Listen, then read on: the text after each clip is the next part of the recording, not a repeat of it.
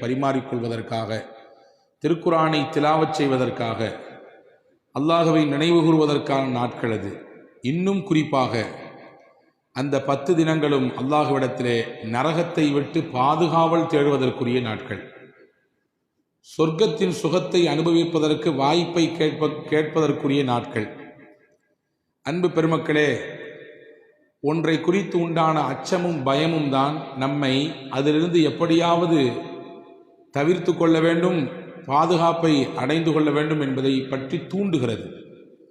எப்போ ஒரு விஷயத்தை பற்றி அதிகமாக பயப்பட துவங்கிடுறோமோ, எப்போ ஒரு விஷயத்தை குறித்து அதிகமாக அச்சப்பட துவங்குகிறோமோ, அதிலிருந்து நம்மையும் காக்க முயற்சிக்கிறோம், நம்மை சார்ந்தவர்களையும் காக்க முயற்சிக்கிறோம்.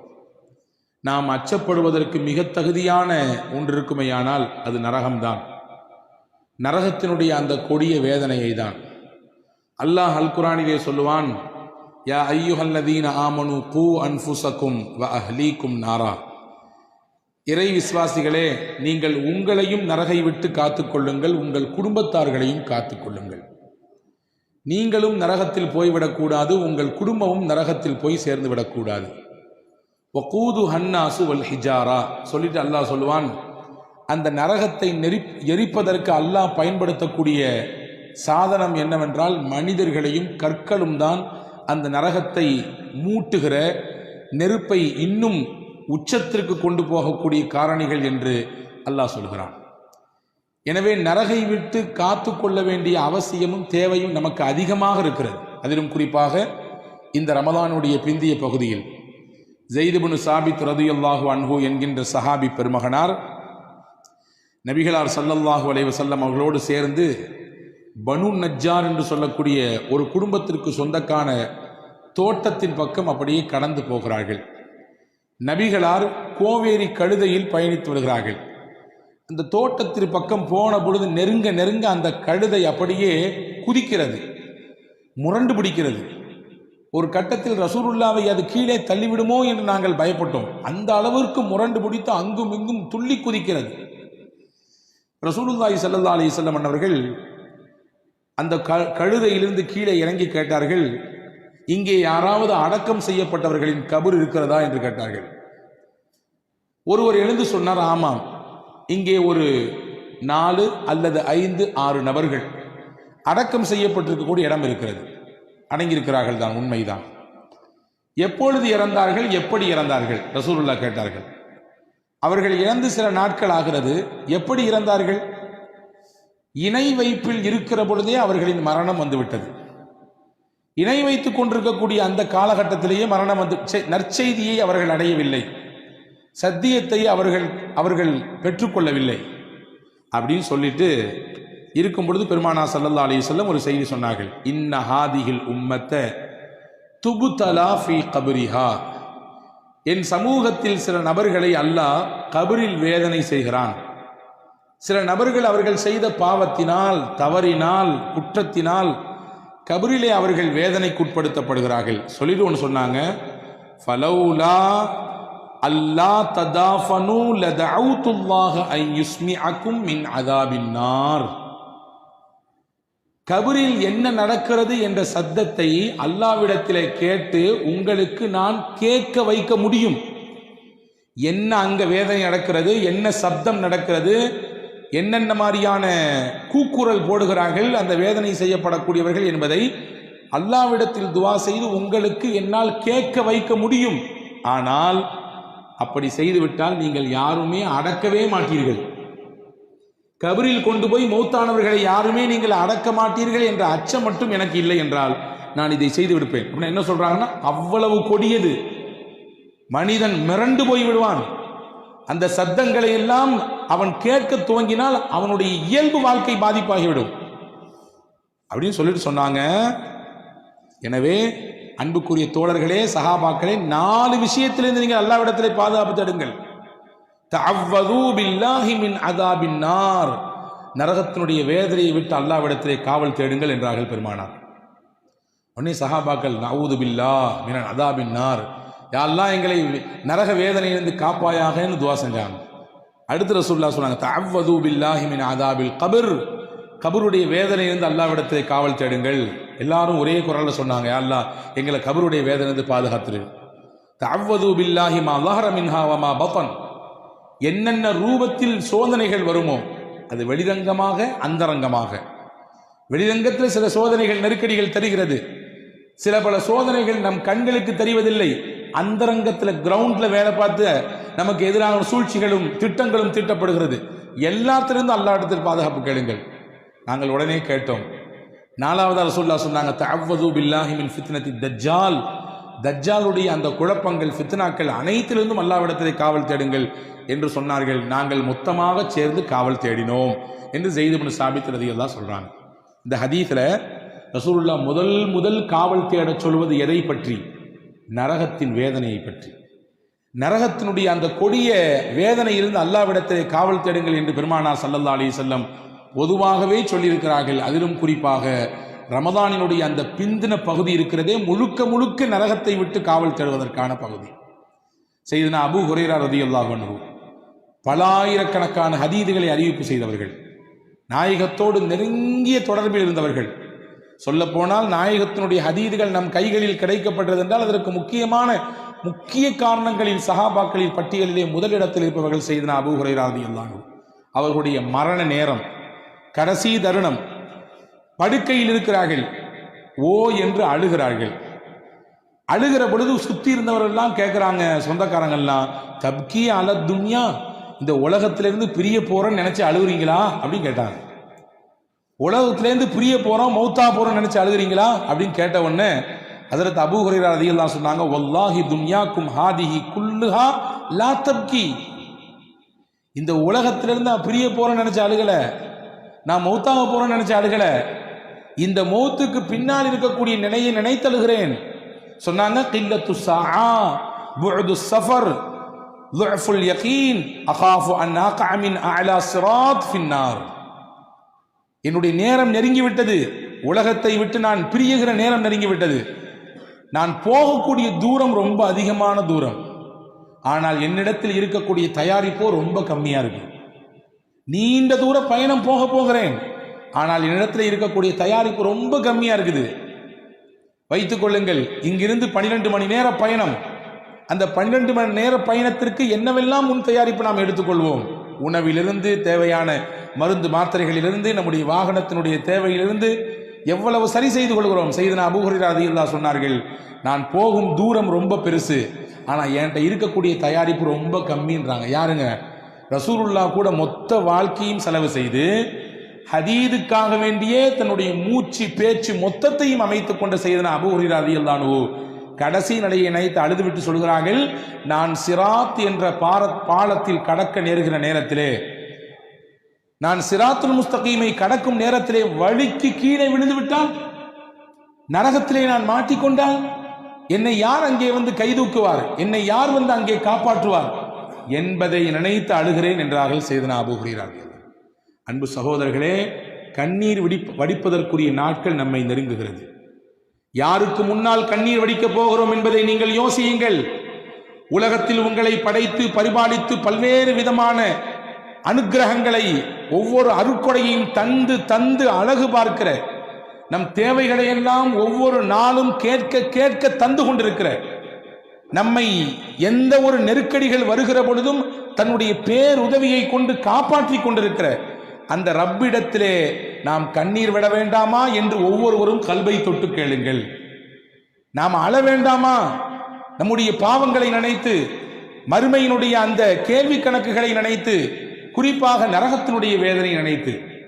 ரசூலுல்லாஹி ஸல்லல்லாஹு அலைஹி வஸல்லம் சொன்னார்கள், உலகத்தில் அழுங்கள் அல்லாஹ்விடத்திலே, உலகத்தில் அழுங்கள் அல்லாஹ்விடத்திலே, கண்ணீர் வடியுங்கள். ஃபஇல்லம் தப்கு ஃபதபாகு, அழ வரவில்லைன்னா அழற மாதிரி நடிங்க. ஏன்னா உலகத்தில் அல்லாஹ்வுக்கு முன்னாடி அழாதவங்க, உலகத்தில் அல்லாஹ்விற்கு முன்னாடி வேதனை நினைத்து கண்ணீர் வடிக்காதவர்கள், அல்லாஹ்விடத்திலே உருகாதவர்கள், கரைகாதவர்கள் நாளை மறுமையில் அழுவார்கள். நாங்கள் ஸல்லல்லாஹு அலைஹி வஸல்லம் நாளை மறுமையிலே அழுவார்கள். அந்த அழுகை எப்படி இருக்கும் தெரியுமா? உலகத்தில் இருக்கிற போன நீடி கண்ணீராக இருக்காது. அந்த அழுகை அழுது அழுது அழுது ஹதீஸிலே வந்திருக்கிறது, அவருடைய கண்ணிலிருந்து வந்த அந்த நீர் தடத்திலே பாசி பிடித்து விடும். அந்த அழுகையின் தண்ணீர் அப்படியே பெருக்கெடுத்த ஆறாக ஓடும். அந்த ஆறிலே கப்பலை விட்டாலும் கூட கப்பல் போய்விடும் என்றார்கள் பெருமானார். அப்படி என்றால் நரகவாதியின் அழுகை எப்படி இருக்கும் என்பதை கவனத்தில் கொள்ளுங்கள். எனவே உலகத்திலேயே அழுது விடுங்கள், அல்லாஹ்விடத்திலே அந்த வேதனையை நினைத்து அழுது விடுங்கள், கரைந்து விடுங்கள் என்றார்கள் பெருமானார் ஸல்லல்லாஹு அலைஹி வஸல்லம். எனவே அன்புக்குரிய சகோதரர்களே, இந்த ரமதானினுடைய இத்தனை நாட்கள் எப்படி போனது என்று நான் யாரையும் கேட்கப் போவதில்லை. எனக்கு நானே என்னை நானே சுய பரிசோதனை செய்து கொள்கிறேன். நான் எப்படி இந்த நாட்களை கழித்தேன், இந்த 18 நாட்கள் 19 நாட்கள் எனக்கு எப்படியான பிரயோஜனத்தை தந்திருக்கிறது, இன்னும் இருக்கக்கூடிய மிச்சம் சொச்ச நாட்கள் 10 நாட்கள் 12 நாட்கள் எப்படி நான் அதை எதிர்கொள்ளப் போகிறேன் என்பதை எனக்கு நானே கேட்டுக்கொள்கிறேன். அந்த நாட்களில் நான் தௌபா செய்ய போகிறேனா, இந்த 10 நாட்கள் அல்லாஹ்விடத்தில் அழப் போகிறேனா, நரக வேதனை நினைத்து உருகப் போகிறேனா, கபரினுடைய வேதனை நினைத்து கரைய போகிறேனா? அன்பு பெருமக்களே, வாய்ப்பை தவற விட்டு விட்டால் இனிமேல் அடுத்த வருடம்தான். இந்த வாய்ப்பை நாம் தவற விட்டு விட்டால் அடுத்த வருடம்தான். ஆனால் அடுத்த வருடம் வரும், நாம் வருவோமா தெரியாது. அடுத்த வருடம் ரமலான் நிச்சயம் வரும், ஆனால் அந்த ரமலானுக்கு நான் வருவோமா தெரியாது, நான் இருப்பேனா தெரியாது. எனவே அன்பானவர்களே, வரக்கூடிய இந்த 10 நாட்களை மிக மிக அதிகமாக நல்ல துவாக்களை கொண்டு, நல்ல அமல்களை கொண்டு, அல்லாஹ்விடத்தில் தௌபாவை கொண்டு, கண்ணீரை கொண்டு நாம் மிகச்சிறப்பாக அதை பயன்படுத்த வேண்டும் என்று நான் கேட்டுக்கொள்கிறேன். நபிகள் பெருமானார் ஸல்லல்லாஹு அலைஹி வஸல்லம் அவர்கள் நரகத்தை விட்டு காவல் தேடுவதற்கு பல்வேறு வழிகளை சொன்னார்கள், அதன் தேவையையும் உணர்த்தினார்கள். நரகம் என்பது மொத்தமும் நெருப்பினால் சூழ்ந்தது. ரசூலுல்லாஹ் சொல்வார்கள், ஹதீஸிலே வந்திருக்கிறது, நரகத்தின் நெருப்பை அல்லாஹ் எப்படி வைத்திருப்பான் என்றால் அப்படியே அதை மூட்டி எடுப்பான். அந்த மூட்டக்கூடிய அந்த தீ 1000 ஆண்டுகள் மூட்டப்படும். ஹத்தா இஹ்மர்ரத், கடைசியில் அந்த தீயினுடைய நிறம் அப்படியே செக்கச்சவேல் என்று சிவப்பாக ஆகிவிடும். அதற்கடுத்து மறுபடியும் சும்மா ஊகித அலைஹா அல்ஃபசனா, மறுபடியும் 1000 வருடங்கள் அந்த தீ மூட்டப்படும். ஹத்தா இபியவ்வத், சிகப்பாக இருந்த தீ வெண்மையாக மாறிவிடும். சும்மா ஊகித அலைஹா அல்ஃபசனா, மறுபடியும் 1000 வருடங்களை அந்த தீ மறுபடியும் மூட்டப்படும். ஹத்தா இஸ்வத்தத், சிகப்பிலிருந்து வெள்ளைக்கு மாறி வெள்ளையிலிருந்து கரு என்று கருப்பு நிறத்தில் மாறிவிடும். அல்லாஹ்வின் தூதர் சொன்னார்கள், 3000 ஆண்டுகள் மூட்டப்பட்ட அந்த நரக நெருப்புத்தான் பாவிகளை கரிக்கப் போகிறது என்றார்கள், குற்றவாளிகளை கரிக்கப் போகிறது என்றார்கள்.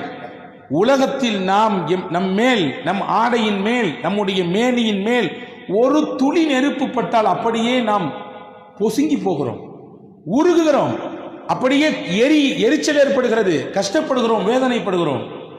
நீங்கள் யோசியுங்கள், 3000 ஆண்டு ஒரு நெருப்பு மூட்டப்பட்டு அந்த நெருப்பின் ஒரு சின்ன ஜுவாலை இல்லை அதன் பக்கத்தில் போனால் நாம் இருப்போமா என்று நீங்கள் நமக்கு நாமே நம் உள்ளத்திலே தொட்டு கேட்டுக்கொள்வோம்.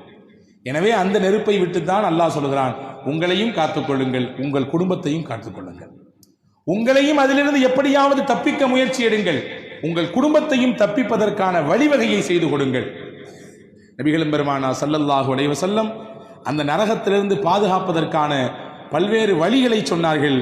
ஒரு 10 வழிகள் இருக்கிறது, நான் அதை கோடிட்டு காட்டுகிறேன். யார் இந்த 10 வழிகளை பின்பற்றுகிறாரோ நிச்சயமாக நரகத்தின் பக்கம் அவர் போய்விட மாட்டார், நரகத்திலிருந்து அவள் காவற்பட்டு விடுவார். முதல் வழி என்னவென்றால், லா இலாஹ இல்லல்லா என்ற கலிமாவை உளமுருக சொல்ல வேண்டும். லா இலாஹ இல்லல்லா என்ற வார்த்தை என்பது வெறும் வார்த்தை அல்ல, அதுதான் முஸ்லிமுக்கான வாழ்க்கை. அல்லாஹ்தான் ஒருவன், அவன்தான் ஏகன், அவனை தவிர்த்து உலகத்தில் வணங்குவதற்கு வழிபடுவதற்கு தகுதி மிக்கவன் யாரும் இல்லை என்கின்ற தாரக மந்திரத்தை, ஒரு மிகப்பெரிய ஒரு கொள்கையை தாங்கி நிற்கக்கூடிய வார்த்தைகள் லா இலாஹ இல்லல்லாஹ். அதை யார் உளமாற சொல்கிறாரோ, ரசூலுல்லாஹ் சொன்னார்கள், மா மின் நஹதின் யஷ்ஹது அல்லா இலாஹ இல்லல்லாஹ் வ அன்ன முஹம்மதர் ரசூலுல்லாஹ் சிதுக்கம் மின் கல்பிஹி, உள்ளத்தால், உள்ள உறுதியால், ஆள் மனதிலிருந்து யார் அதை வெளிப்படுத்துகிறாரோ, இல்லா ஹர்ரமஹுல்லாஹு அலன்னார், நரகத்தை விட்டு அல்லாஹ் அவரை காப்பாற்றுவான். அப்படின்னா என்ன அர்த்தம்? கலிமா மட்டும் சொன்னா போதும்னு அர்த்தமா? அந்த கலிமா சொல்லி அந்த கலிமாவின் பிரகாரம் உண்டான வாழ்க்கையை வாழ்வதற்கான முயற்சியை மேற்கொள்ள வேண்டும், முதல் விஷயம். இரண்டாவது சொன்னாங்க, நரகத்தை விட்டு காப்பதற்கான வழிகளில் இரண்டாவது, நல்ல உயர்ந்த பண்புகளை நம்முடைய பண்பாக அமைத்துக் கொள்ள வேண்டும். உயர்ந்த தன்மைகள் நம்முடைய தன்மையா இருக்கணும். நற்குணம் என்று சொல்வார்களே, ரசூலுல்லாஹ் சொல்கிறார்கள், அலா உஹ்பிருக்கும் பிமை யஹ்ருமு அலன் நார், நரகம் ஹராமாக்கப்பட்ட மனிதர் யார் என்று உங்களுக்கு சொல்லட்டுமா? நரகம் யாருக்கெல்லாம் தடை செய்யப்பட்டது அவங்களால நரகத்துக்குள்ள போக முடியாது, அவங்க அதுக்குள்ள வரமாட்டாங்க, ஏன்னா அவங்க உள்ள போறதுக்கு தடை. அப்படியான மனிதர்கள் யார் என்று உங்களுக்கு சொல்லட்டுமா என்று பெருமானார் கேட்டுவிட்டு சொன்னார்கள், அலா குல்லி கரீபின் ஹையினின் சஹ்லின், எந்த விஷயத்தையுமே மக்களுக்கு லேசா காட்டுவார், கடினப்படுத்த மாட்டார், சிரமப்படுத்த மாட்டார். அவருடைய பேச்சாலோ நடவடிக்கையினாலோ எந்த சிரமமும் கஷ்டமும் கடினமும் இருக்காது. ஒன்று முதல் தன்மை. இரண்டாவது, எப்பொழுதுமே முகத்தை மலர்ச்சியாக வைத்துக் கொள்வார். இறுகின முகம் அவருக்கு இருக்காது, அவருடைய செயலிலே இறுக்கம் இருக்காது, எப்பொழுதுமே முகமலர்ச்சியோடு இருப்பார். மூணாவது சொன்னாங்க, அவர் வாழ்க்கையில வரக்கூடிய கஷ்டத்தை சங்கடத்தை பிரச்சனைகளை சகித்து கொள்வார். சகிப்புத்தன்மை என்பது அவருக்கு அதிகமாக இருக்கும். இந்த மூன்று பண்பு மிக்கவர், இந்த மூன்று உயர்குணம் மிக்கவர், அவர் சொர்க்கத்திற்கானவர், நரகம் அவருக்கு தடை செய்யப்பட்டது என்றார்கள் பெருமானார் ஸல்லல்லாஹு அலைஹி வஸல்லம். உயர்ந்த நற்குணங்கள் நம்மிடத்தில் இருக்குமேயானால் அந்த நற்குணமே நம்மை நரகத்தை விட்டு காக்கும். மூன்றாவது ஸல்லல்லாஹு அலைஹி வஸல்லம் சொன்னாங்க, அல்லாஹ்வின் பாதையில் நடந்து அதன் தூசி அவர் மேல் பட்டிருக்கிறது. அல்லாஹ்வின் பாதையில் பயணித்து அதனுடைய அந்த புழுதி அவர் மீது பட்டிருக்கிறது. ரசூலுல்லாஹ் சொன்னாங்க, அந்த புழுதி பட்ட இடத்தை கூட நரகம் தீண்டாது என்றார்கள். ஹதீஸிலே வந்திருக்கிறது, மன் இக்பர்ரத் கதமாஹு ஃபீ சபீலில்லாஹ், அல்லாஹ்வின் பாதையில் யார் தன்னுடைய இரண்டு பாதங்களால் காலால் நடந்து சென்றாரோ, சாஅத்தன் மின் நஹார், பகலில் ஏதோ ஒரு சில மணித்துளிகள் நடந்து சென்றார். ஹஜ்ரத் ரசூலுல்லாஹ் சொன்னாங்க, ஃபஹுமா ஹராமுன் அலன்னார், அந்த நடை, அந்த எட்டு வைத்த ஸ்டெப்ஸ், அதுவே அவரை நரகத்தை விட்டு காக்கும் என்றார்கள். அல்லாஹுவின் பாதை என்பதற்கு எக்கச்சக்கமான விளக்கம் இருக்கிறது. நாம் குறுகிய வட்டம் போட்டு இது மட்டும்தான் அல்லாஹுடைய பாதை என்று நாம் சுருக்கி கொள்ளக்கூடாது, நிறைய இருக்கிறது. பிறருக்கு உதவி செய்வது அதுவும் அல்லாஹுடைய பாதை தான். பொதுநல சேவையாற்றுவது அதுவும் அல்லாஹினுடைய பாதை தான். கஷ்டப்படுபவர்களுக்கு உதவி செய்வதற்காக வேண்டி களம் இறங்குவது அதுவும் அல்லாஹுடைய பாதை தான். போர்க்களத்திற்காக வேண்டி எப்பொழுதுமே தயாரிப்போடு இருப்பது அதுவும் அல்லாஹுடைய பாதை தான். அசத்தியத்திற்கு எதிராக குரல் கொடுப்பது இதுவும் அல்லாஹுடைய பாதை தான். நல்ல விஷயங்களை ஏவுவது, தீய விஷயங்களை தடுப்பது இதுவும் அல்லாஹ்வுடைய பாதை தான். அல்லாஹ்வின் பாதையில் பயணித்த அந்த சில மணித்துளிகள் அது நரகை விட்டு காக்கும் என்றார்கள் பெருமானார் ஸல்லல்லாஹு அலைஹி வஸல்லம். அபு அய்யூபுல் அன்சாரி அப்படின்னு ஒரு சஹாபி, உங்களுக்கு எல்லாம் தெரியும். மதீனாவுக்கு போன உடனே மதீனால ரசூலுல்லாவுக்கு இடம் கொடுத்து இவங்க வீட்டில் இருந்து தான் ரசூல் ஸல்லல்லாஹு அலைஹி வஸல்லம் பள்ளிவாசலை கட்டினார்கள். இந்த அபு அய்யூபுல் அன்சாரி ரலியல்லாஹு அன்ஹு பத்ரு யுத்தத்திலிருந்து தொடர்ச்சியா எல்லா யுத்தத்திலையும் கலந்து கொண்டவங்க, எல்லா யுத்தத்திலையும் கலந்து கொண்டவங்க. எந்த யுத்தத்திலையும் மிஸ் ஆனிச்சு அப்படின்றது ஒன்று கிடையாது. அவங்களுடைய 80 வயசு, அவங்களுக்கு அபு அய்யூபுல் அன்சாரிக்கு 80 வயசு. 80 வயதிலே ஒரு யுத்தம் நடந்தது. யஸீத் இப்னு முஆவியா அவர்களின் தலைமையில் ரோமர்களுக்கு எதிராக நடைபெற்ற யுத்தம். அந்த யுத்தத்தில் மொதல் ஆளா வாளை தூக்கிட்டு வந்து நிற்கிறாங்க. யாரு? 80 வயது மதிக்கத்தக்க ஒரு வயோதிக பருவத்தில் இருக்கிற சையதுனா அபு அய்யூபுல் அன்சாரி. இன்னைக்கு 80 இல்லை 60 தாண்டும் பொழுதே குச்சை வச்சுக்கிறோம் கையில, முடியல, பலவீனம். 80களில் வாளை தூக்கி கொண்டு வந்து நிற்கிறார்கள், நானும் இந்த யுத்தத்திற்கு வருவேன் என்று. யஸீத் இப்னு முஆவியா வயதாயிடுச்சு, பரவாயில்லை நான் வந்து தான் அவன் போறாங்க. ரோமர்களுக்கு எதிராக கான்ஸ்டாண்டினோபிள் என்ற அந்த இடத்தை கைப்பற்றுவதற்கான யுத்தம் அது. அங்கே போகிற வழியிலேயே உடல் நலக்குறைவு, அல்லாஹ்வின் பாதையில் போய்க் கொண்டிருக்கிற பொழுதே உடல் நலக்குறைவு, படுக்கையில் படுத்து விட்டார்கள். தளபதி யஸீத் வந்தார். அபு அய்யூபுல் அன்சாரி இடத்துல கேட்டார், ரொம்ப உடம்பு சரியில்லாமல் இருக்கிறீங்க, உங்க ஆசை என்ன என்று கேட்டார். என் ஆசை, நான் இந்த யுத்தத்தில் கலந்து கொள்ள வேண்டும் என்பது. ஆனால் வாய்ப்பு கிடைக்கல. நான் இறந்து போய்விட்டால் என்னுடைய ஜனாசாவை நீங்கள் போகிற வழியில் கொஞ்ச தூரமாவது எடுத்து போங்கள். நான் தான் வர முடியல அல்லாஹ்வுடைய பாதையில, நான் இறந்த என் ஜனாசாவாவது வரணும், என்னை கொண்டு போங்க. நீங்கள் எங்கே நீங்கள் போர் செய்கிறீர்களோ அதே பூமியில் எங்கே என்னை அடக்குங்கள், அங்கே அடக்கப்பட வேண்டும் என்பது என்னுடைய விருப்பம். நாளை மறுமையில் அங்கிலிருந்து நான் எழுப்பப்பட வேண்டும். யா அல்லாஹ், உன் பாதையில் நான் ஷஹீதாக இருக்கிறேன், உன் பாதையில் பயணித்த பொழுது நான் மரணத்தை சந்தித்தேன் என்று நான் இங்கே இருந்து எழுந்து அல்லாஹ்விடத்தில் சொல்ல வேண்டும் என்று செய்தனா அபு அய்யூப் அன்சாரி ரலியல்லாஹு தன்னுடைய ஆசையை வெளிப்படுத்தினார்கள். அதே போன்று மரணித்தார்கள்.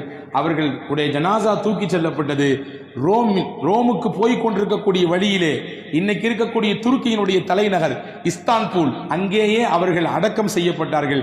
இன்னைக்கும் அவருடைய அடக்க ஸ்தலம் அங்கதான் இருக்குது. இங்க எதுக்கு நான் இந்த விஷயத்தை சொல்ல வரேன்னா, இவங்க வாலிபமா இருக்கும்போது ரசூலுல்லாஹ் ஒரு ஹதீஸ் கேட்டாங்க. அபு அய்யூப் அன்சாரி வாலிப பருவத்தில் இருக்கிறபோது ஒரு ஹதீஸ் கேட்டார்கள். என்ன ஹதீஸ் அது? ரசூலுல்லாஹ் சொன்னாங்க, பிற்காலம் ஒன்று வரும், அந்த காலத்திலே ரோமர்களுக்கு எதிராக ஒரு யுத்தம் நடக்கும், அதிலே முஸ்லிம்கள் ஒரு பெரும் கூட்டமாக கலந்து கொள்வார்கள். வல்ல அல்லாஹ் அந்த யுத்தத்தில் கலந்து கொள்ளக்கூடிய எல்லோருக்கும் மன்னிப்பை கொடுப்பான்.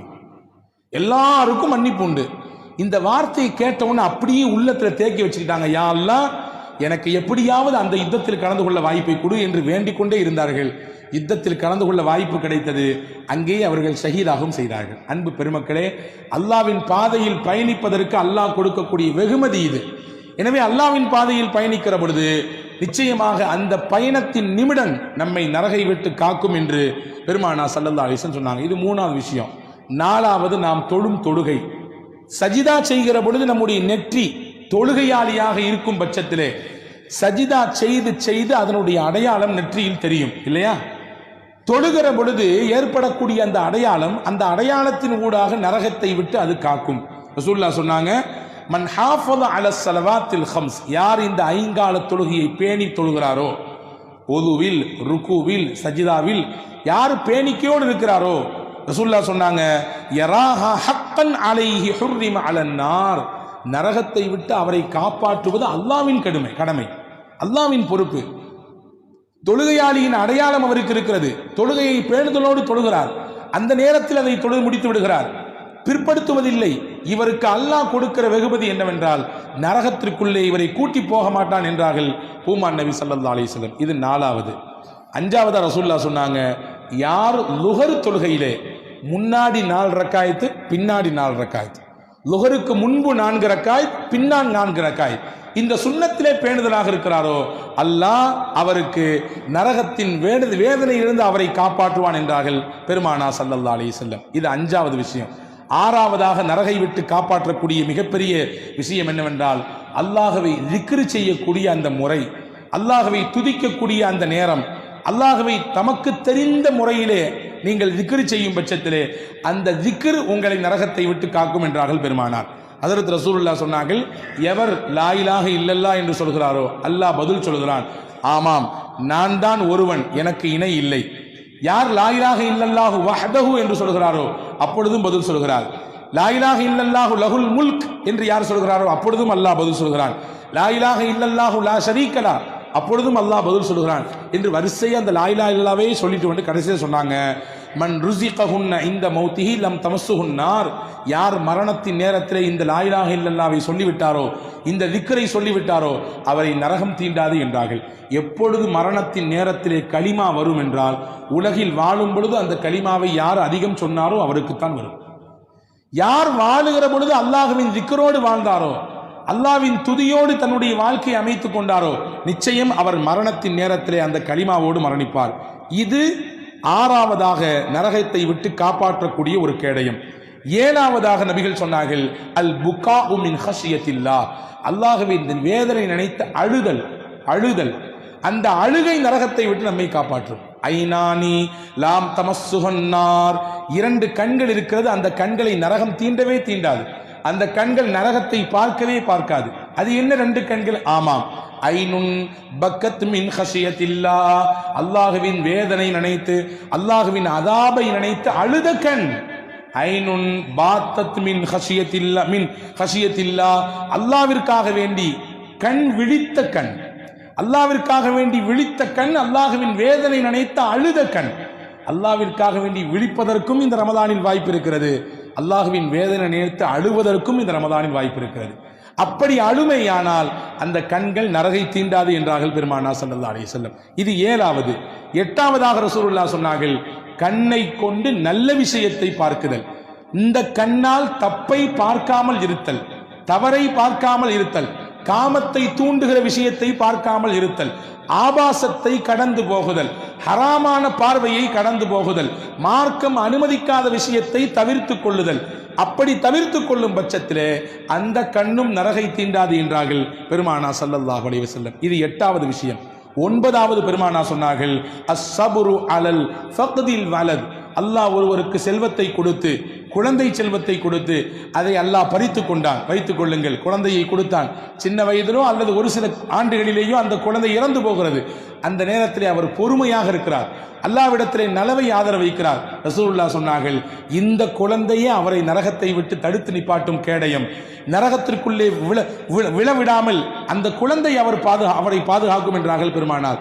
எவர் ஒருவருக்கு அல்லாஹ் குழந்தையை கொடுத்து அந்த குழந்தையை மறுபடியும் அவன் அல்லாஹ் பறித்து கொண்டானோ, அந்த நேரத்தில் அவள் பொறுமையோடு இருந்து இன்னா லில்லாஹ் சொன்னார். அல்லாஹ் சொல்லுவான், உப்னூ லஹு பைத்தன் ஃபில் ஜன்னா வஸம்மூஹு பைத்தல் ஹம்த்.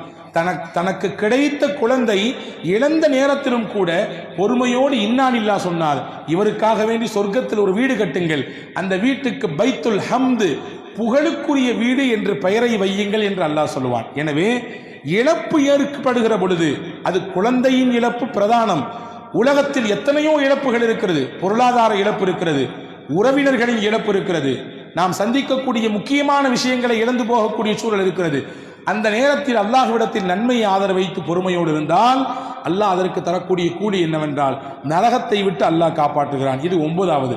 10வதாக பெருமானா ஸல்லல்லாஹு அலைஹி வஸல்லம் முத்தாய்ப்பாக சொல்கிறார்கள், உலகத்தில் யார் வாழுகிற பொழுது அல்லாஹ்விற்கு கட்டுப்பட்டு அல்லாஹ்வின் தூதருக்கும் கட்டுப்பட்டு தன்னுடைய வெளிரங்கம் அந்தரங்கம் இதை இரண்டையும் அமைத்துக் கொள்வார்கள்.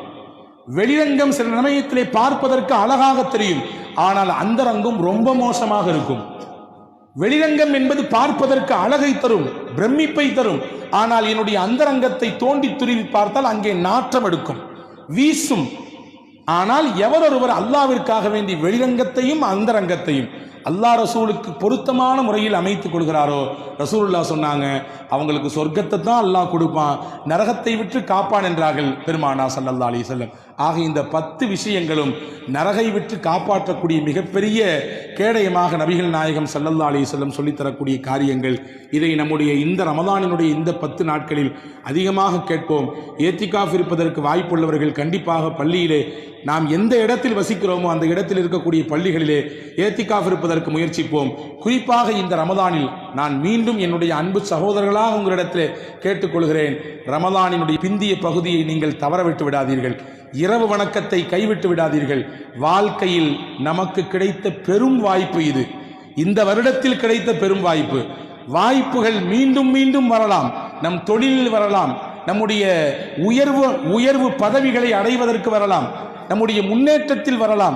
ஆனால் சொர்க்கத்தை அடைவதற்கான வாய்ப்பு, நரகத்தை தவிர்வதற்கான உண்டான வாய்ப்பு, இறையருளை பெறுவதற்கான வாய்ப்பை அல்லாஹ் இந்த மாதத்தில் வைத்தான்.